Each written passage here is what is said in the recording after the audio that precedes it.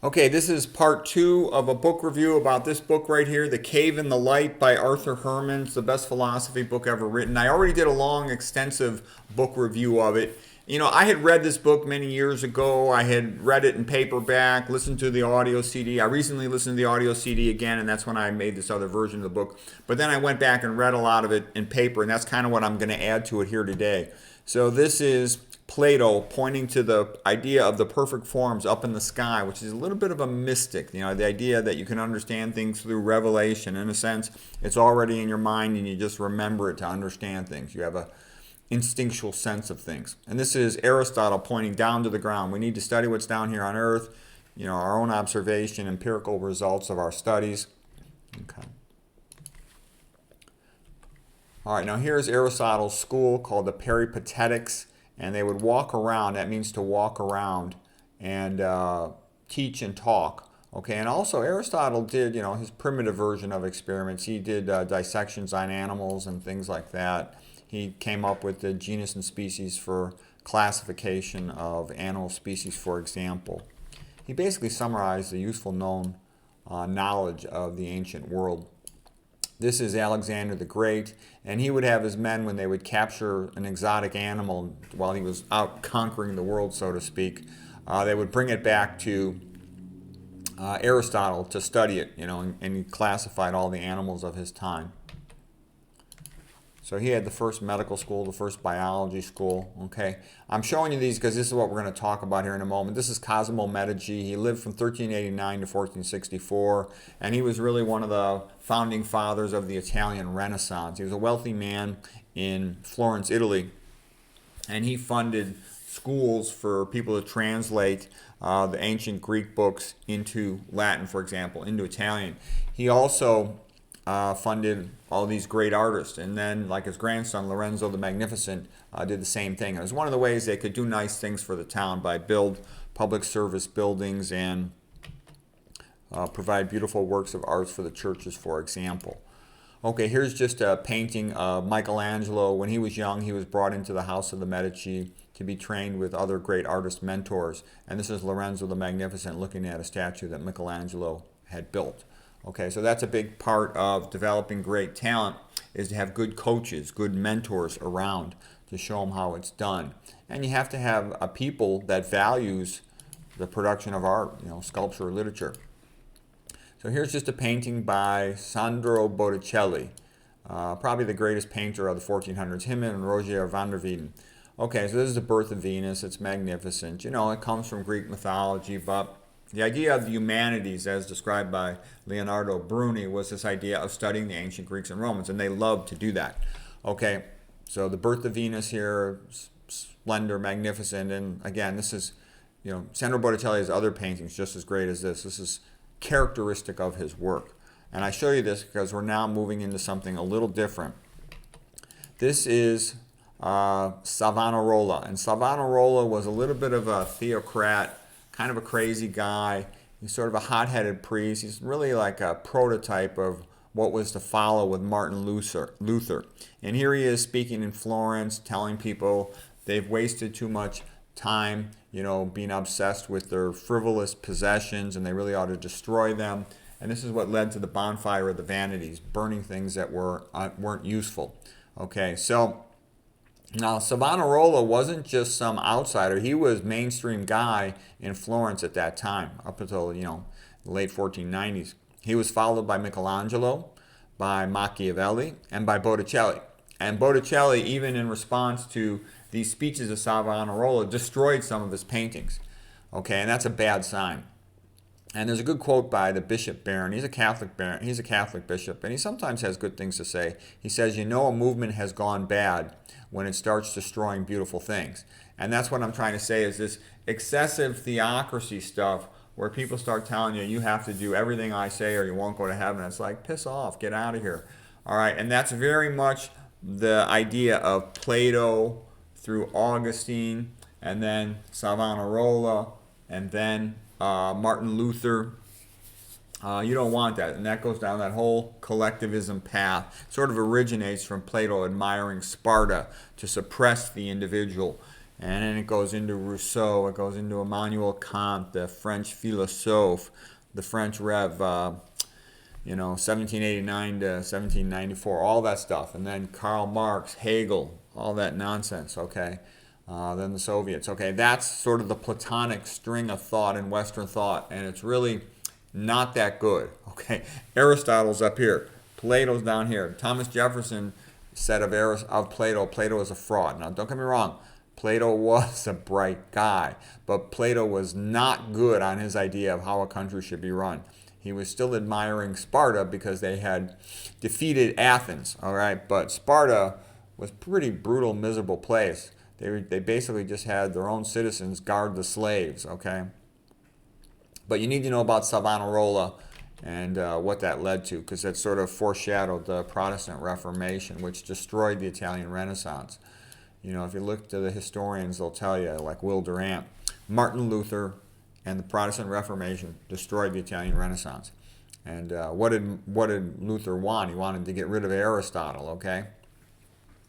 All right, so a couple things I'd say, like the streak of Christianity that runs down the path of Augustine to Luther to Calvin, the crazy Protestants, and then the atheists. Protestantism often drifts into atheism.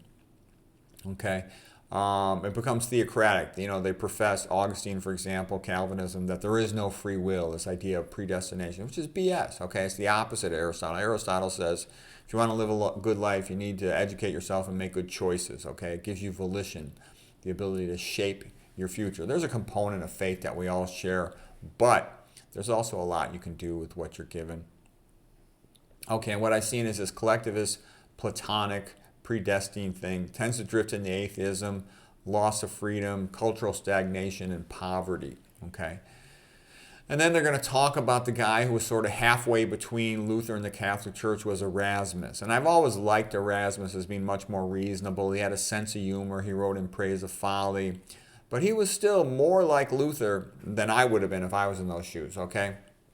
He believed that people should spend more time reading the Bible and less time reading the ancient Greeks. He believed that if there was no free will, then everything would be meaningless. Okay, if you have no free will, then how can you be guilty of sin if you didn't have any choice in what you did? Okay, versus Aristotelianism, and Aristotelian Christianity promotes individual rights, individual behavior, promotes freedom. And as Ayn Rand had said, everything good comes from that, and she's right. Okay, so these are the good guys of the West. The streak of Aristotelianism went through Cicero, went through Abelard, Aquinas, Pope Julius, the Catholic Church, Italian Renaissance, John Locke, Thomas Jefferson. Okay, it says the individual matters, and you should respect him and respect his rights. These are the good guys of Western civilization, and only laissez-faire capitalism generates significant prosperity. That's well known. Okay, the Catholic Church figured all this stuff out many hundreds of years ago. All right, so why did I think it was worthwhile to make this little add-on? Because what I saw over and over is that the truth is very fragile. The truth is often snuffed out, and people don't even understand how risky it is that the truth could be lost. For example, most of the Greek plays were lost from the ancient Athenians. Much of Aristotle's original works were lost. A lot of what we have just comes from student notes, and almost all of it could have been lost. Okay, there were some unique situations. Luckily, this guy by the name of Gerard of Cremona translated 87 books into Latin, okay, the ancient Greek books. And the Arabs had conquered a lot of area. They weren't that interested in Aristotle themselves, but they owned the dhimmi. The dhimmi were the conquered people, and a lot of them were very scholarly and kept copies of Aristotle, fortunately. Then the other big thing was that St. Thomas Aquinas really got people going towards being more creative and more scientific. But one last thing that really got me in this book was not only was almost all of the ancient Greek stuff lost, but Florence was almost destroyed in 1402. There was a guy by the name of Gian Galeazzo, and he was all set to siege and destroy Florence. And when they conquer a place, pretty routine. They kill all the men, and then they sell the women and children into slavery. RAPE, the younger women. The rest of them are just bumped off or put into slavery. So what I'm trying to say is, if that had happened, we would have lost the Medicis. We would have lost Michelangelo. We would have lost Botticelli, all these other great artists, okay? So it's a fragile thing that creativity and civilization exists. Will Durant had said, civilization and culture, it's really of the few, by the few, and for the few. There's not many people that really make the effort to get educated and to feel a continuity with their past, but it's highly worthwhile. It makes life much more interesting, and your verbal sophistication, your intellectual sophistication, ability to think, to write, to speak will be much, much better. It's very enjoyable to be an educated person. A lot of interesting, good things happened in Western civilization. Okay, and then the big turning point guy also for the education of the West was Thomas Aquinas. And we need to talk about him because all this is going to come up again when we start talking about Luther. Arthur Herman calls him the greatest creative mind of the Middle Ages. And he really wanted to sort of, this is another thing characteristic of geniuses, they want to try to unify things or to find the connections between big areas of study. Okay, so Thomas Aquinas, he's the unifier of faith and reason, showing that they go together with the idea that to study the world is not displeasing to God. It pleases God that we study his creations, that there's almost two textbooks of thought. There should be the divine textbook that comes from the Bible and all that with divine revelation, okay, fine.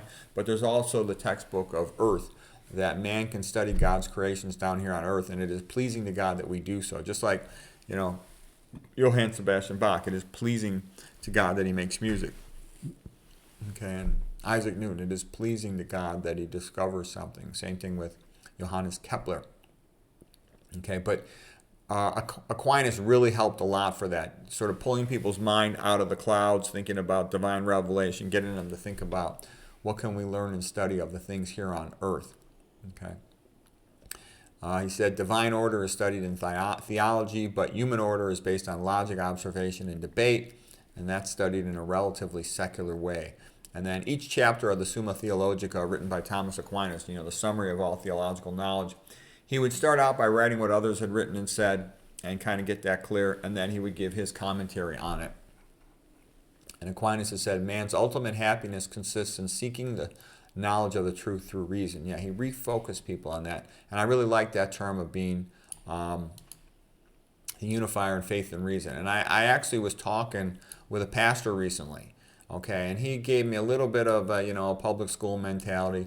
Oh, you don't need religion for science. You just need your observation and to pursue the truth and to look at your results. I said, oh, BS. You don't know anything about science. He doesn't know anything about science. I said, in real science, you need Christianity because Christian ethics. You don't have to be Christian, but you should have Christian ethics, that you will do the right thing regardless of the money. Because what I see, most of the science I see, it's all bogus. It's all sellouts for corporations. They've got the money to fund the papers.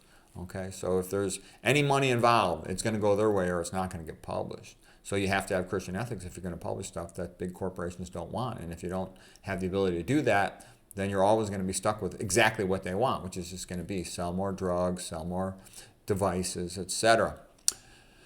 Okay, in the 1500s, it was a routine to study a topic by first read Aristotle, then read all the commentators on the subject, then have your own thoughts. Okay, in the 1400s, they were changing education a little bit from the trivium and the quadrivium, the liberal arts. There was Leonardo Bruni's added to the curriculum an emphasis on studying history, especially the Greeks and the Romans, and again, they called that the humanities. There was still a big emphasis on learning rhetoric to write and speak better. And as I sort of alluded to earlier, thank God for the monasteries, especially the Irish. They did a fantastic job of having all these monasteries where they copied all those books. So there was a bunch of copies of these books such that when the Vikings would come and raid them, sometimes burn down the monasteries and the monastery library, there would still be additional copies then in one monastery somewhere that the book would survive. And then when printing press came along, it was easier to make more copies of the books. Because books are the main way that civilization is transmitted. Buildings and statues, they often crumble or get destroyed. We don't have any of the paintings from the ancient Greeks.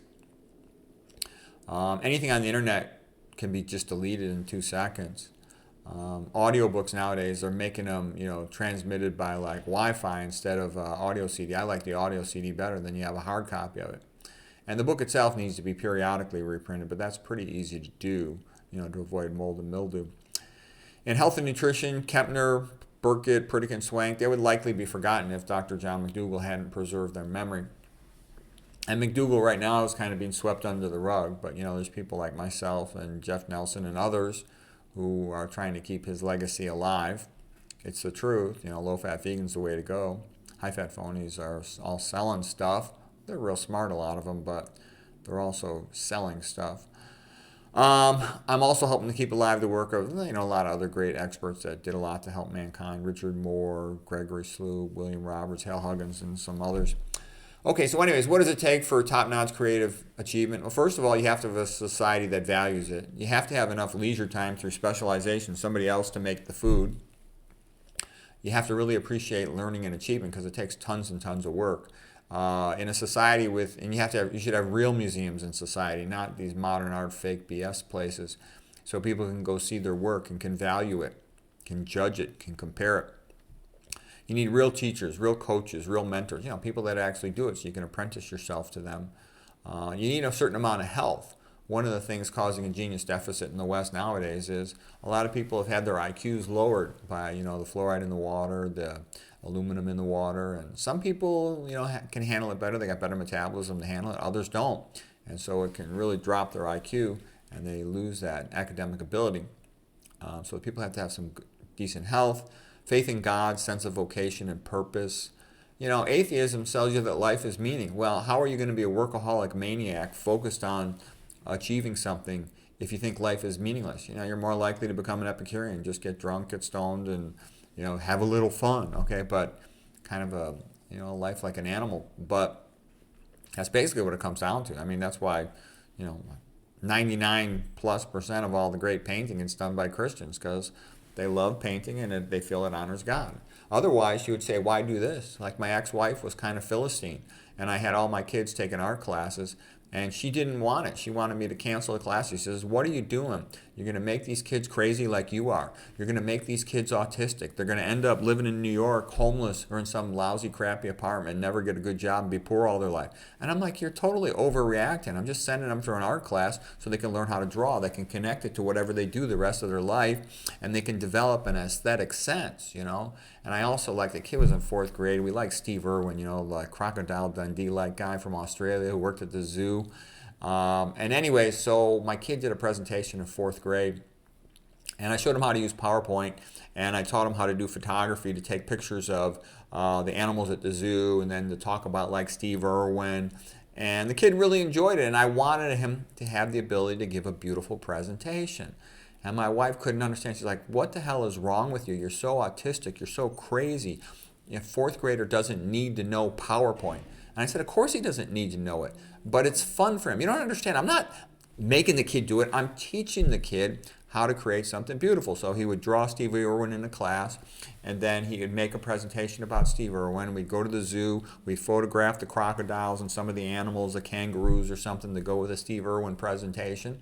And it was fun. It was enjoyable. It was something we could do with the kid. But my wife could not understand it because she had a Philistine mentality. You go to school to get good grades, so you get a good job and you make money. All this art is BS. And I'm like, that's wrong. I said, you want to have an aesthetic sense of things, because when you have an aesthetic sense of things, it enables you to sort of transcend mediocrity, to transcend common effort, to become great at something. I wanted to be great at something. I didn't want to just get by. I wanted to be great at something, and there's a lot of enjoyment that comes from that. But I can tell you, a lot of people don't understand it. They just think you're being weird. They have no interest whatsoever in creative achievement. They're like, if you don't make money, then you're wasting your time.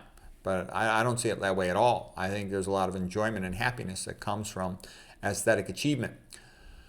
Okay, so anyways, you have to have that sense or you're not going to do any of these things. And I think that's also why a lot of cultures don't make any art, because they don't see any point in it. Why the heck they want us to waste all this time, not make any money? All right, so again, you have to respect books if you're going to read books and preserve them for your civilization. Most civilizations are illiterate, and they don't ever make any historical books of what they do. Even the magnificent ancient Greeks, other than a few history books like Thucydides on the Peloponnesian War, Herodotus on the Persian War, they didn't have like public annals of history, whereas the Romans did, which was good. Then somebody like Livy can come along and work with that material. All right, so anyways, Those are some of the things you need if you're going to have a society's golden age. Okay, and you have to give freedom, intellectual freedom, because what ends up happening is when somebody's really doing high-level, state-of-the-art, cutting-edge, sophisticated academic work, philosophical work, whatever, they're going to go beyond the conventional paradigm, the conventional standard protocol. They're going to contradict it. So a lot of times there's some authority figure, the priest of education, the head of the college or whatever, and their power comes from maintaining things the way they are. So they get pissed off when an innovator comes along and says, I can do it better, I'm going to change things. They're like, no, shut up, we do it our way, we're making money off it. So that's what I'm trying to say. You have a society that allows somebody to have a contradictory opinion, because many do not. And we are becoming a society that does not. When a researcher, let's say in a college, finds something that contradicts a big corporation, they'll pay money to the university to get the guy fired. So we are drifting back into that primitive type behavior. Do not kid yourself anything otherwise. So the precious Florence could have been lost. The precious ancient Greeks literature could have been lost, and much of it was. In 1453, the fall of Constantinople also led to a lot more of the ancient Greek textbooks being, delivered over to Italy as the people were fleeing the disaster in Constantinople.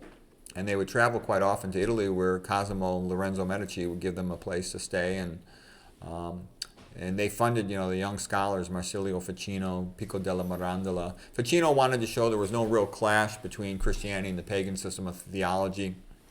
Will Durant even says that the Catholic Church did not replace or get rid of paganism or banish it. It sort of adopted it in some ways. And some people say, to pray to the saints is pagan. But, people don't worship the saint in the sense that they're a god.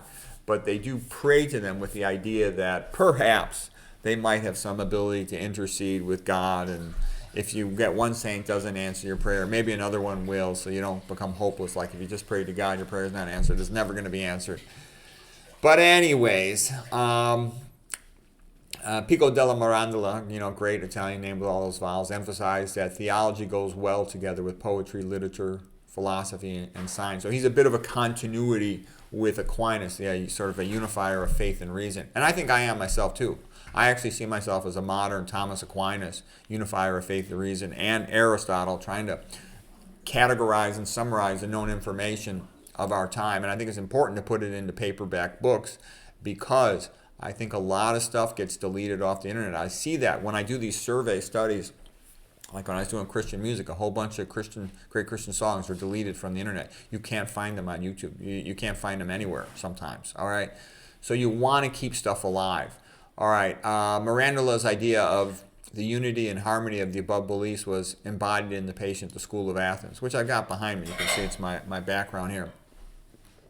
That, they all go together. The different philosophers, architects, mathematicians, Euclid, astronomers, Ptolemy, engineers, Archimedes, philosophers like Plato, Aristotle, and Socrates, for example.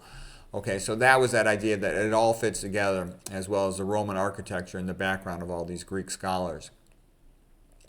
And then this was also embodied by the idea of the Stanza Signatura room in the Vatican, where they had School of Athens on one wall. They had a religious disputale, like the celebration of the communion, on another wall. And then they had Parnassus, like the celebration of poetry and Greek literature, on another wall. And John Ruskin, the great English critic in 1853, who gave the speech about the Pre-Raphaelites, he actually complained about that. He's always complaining about what the Catholics do. He's a little bit of a sort of a Calvinist, Protestant pain in the ass. My attitude, whenever a Protestant gives me an attitude, I'm like, oh yeah, right. Like an Anglican.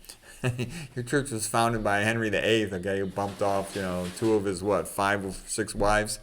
So spare me with the holier-than-thou stuff. But Ruskin was still magnificent. That's well worth listening to, that 1853 speech. John Ruskin speaking on behalf of the Pre-Raphaelite Brotherhood, a group of artists. It was magnificent, those guys. And he did right by supporting them. They were great. That's like John Everett Millay. And then subsequent to John Everett Millay and the other great ones of that time, William Holman Hunt and stuff, were their disciples, younger guys. People like Edmund Layton, one of the most magnificent artists of all time, for example. They did a lot of those King Arthur chivalry type paintings. Let's see what else. So Mirandola was trying to unify all these things, and that was good. Then Martin Luther came along, and Martin Luther was a maniac. Okay, yeah, the church had overdone it with the indulgences. Pope Julius was fighting several wars simultaneously, and he was also trying to modernize St. Peter's Basilica in the Vatican to make it, caput mundi, the center of the world, the most important place in the world for culture, art, and religion. And I think that's great. He's my favorite pope. He was trying to make things better, and he did.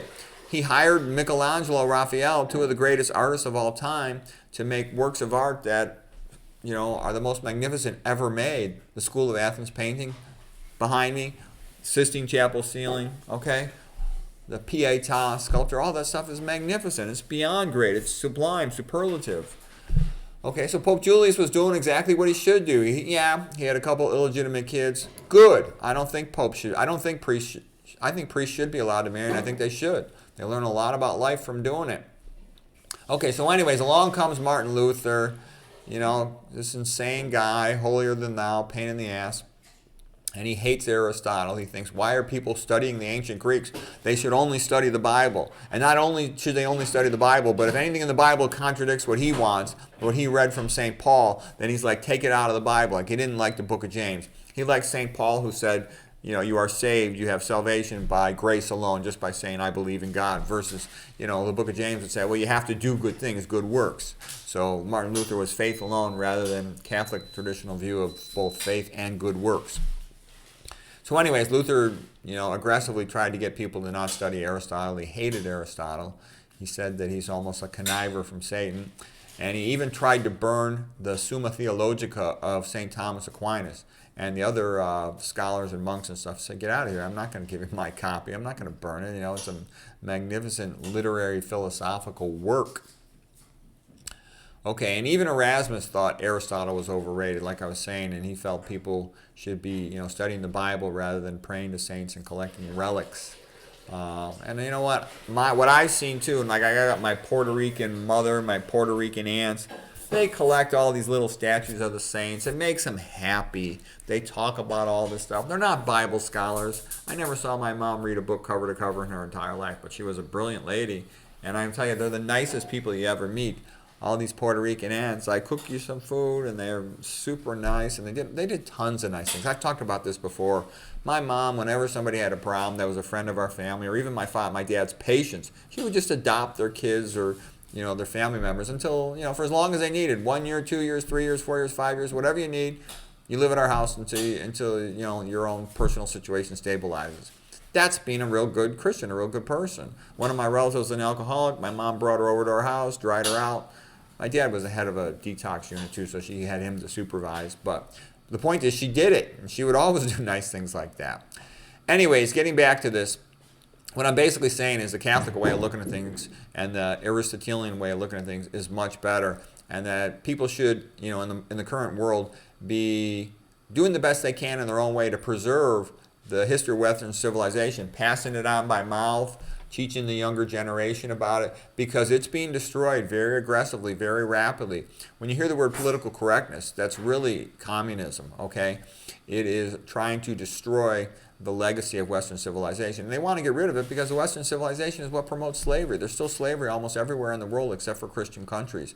And they want to get rid of Christianity because it says that all men are equal in the eyes of God. They want, no. They want whoever is the ruler to be the equivalent of a god on earth, like a Roman emperor who doesn't have any checks and balances upon them, okay?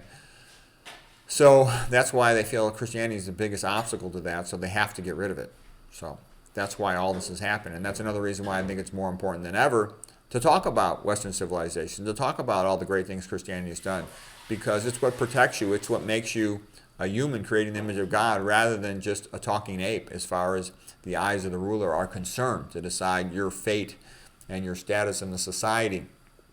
So, don't ever let this hand, the LEEFT, don't ever let that pretend that it has a moral high ground, because it doesn't. It does one evil thing after another, and then it just changes the vocabulary. When you saw other countries used to, do surgical mutilation of the genitals of children, we go, oh, they're a bunch of savages. And then they start doing it in the United States, and what do? They say, oh, this is not savage genital mutilation, sterilization of a child. This is gender affirming. Oh, BS, you're castrating children, okay? Let's be honest about what you're doing. So anyways, I tell you these things because hopefully freedom and civilization will continue. But we're heading very rapidly into becoming a third world barbaric country, and I hope that doesn't happen.